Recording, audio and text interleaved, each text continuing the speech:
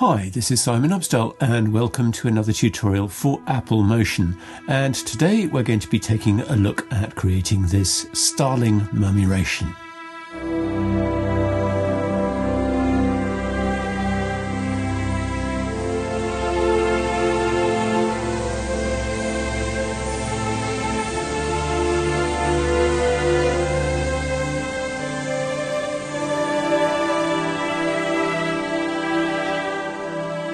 So it looks like quite a complicated scene, but you'll be really surprised at how easy it is to set up. So let's take a look. Right, for this project we'll go with 1920 1080, frame rate of 24 frames a second and a duration of 30 seconds. But you can make that duration as long as you want. So the first thing we're going to do is come to import and import our two assets. So Starling and Evening Sky. There will be a link, of course, in the description. Bring those two in. Let's move the Starling above so you can see what he looks like. And the first step is to make an emitter out of the Starling. So with the Starling selected, object make particles. And let's drag this out into a new group and let's make this group 3D. So there's lots we need to do on this emitter. So first of all, let's set the shape to rectangle and the arrangement to random fill. Let's open up the size. We want a width of 50 and a height of 1080. Let's turn on 3D.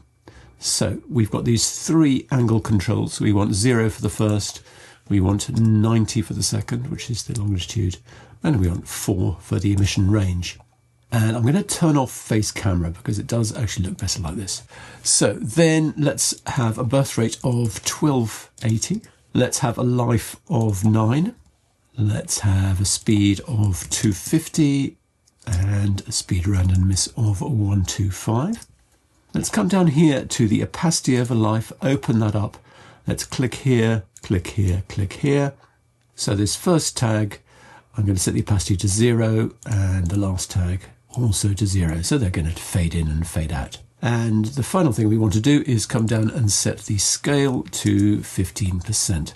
So we're not going to see very much just yet, but you can see they're flying across the screen like that. So we also want to just set its initial position so we don't see where they begin. And I'm going to set that X position to 1110. And they will start off the edge of the screen like that. So yeah, we're done really.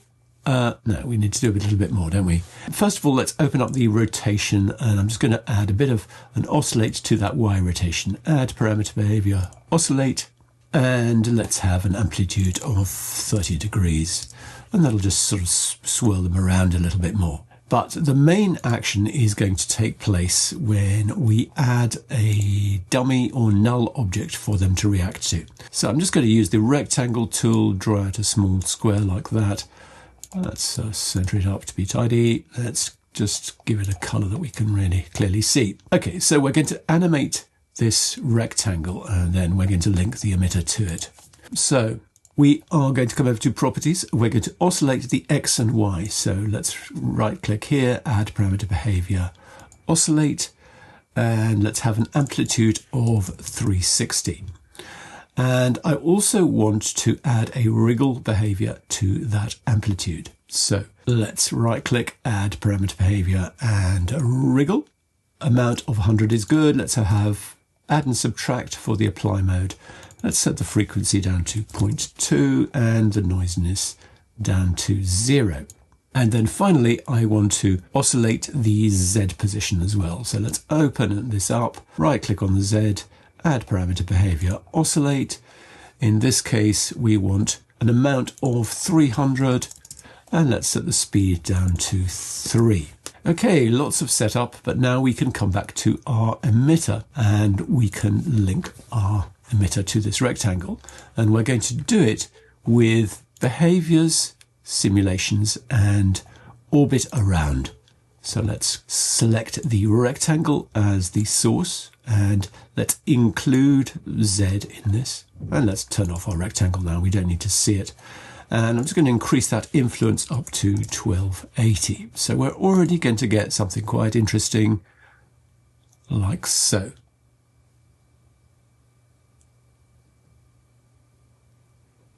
pretty nice.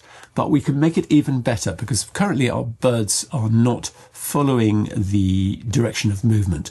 And we can simulate that using another behavior. So behaviors, simulation, and align motion. And you can now see that they're banking and turning depending on their direction.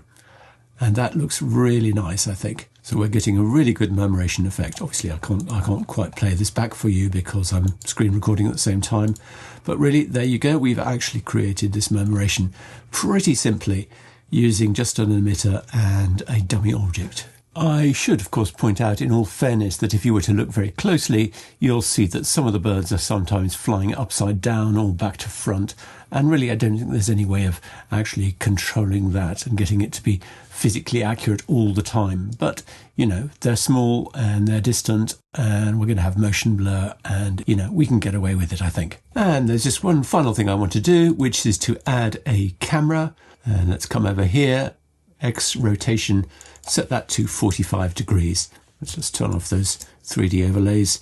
And that's going to give us a lot more sort of sense of depth. Those far birds look much further away. Looks like we're looking up into the sky at them. And you will probably want to turn on motion blur. So let's do that. Render motion blur. I think just that default is way too much. So let's come over to the project properties and set the shutter angle down to something like 100. And I think that's probably quite a good balance. Of course, because I'm screen recording, everything's slowed to a halt here because I've added that motion blur. But there you can see we're getting some nice motion blur on the birds that are close to the camera. So anyway, I hope that's been interesting. Thanks very much for watching and I'll see you again soon.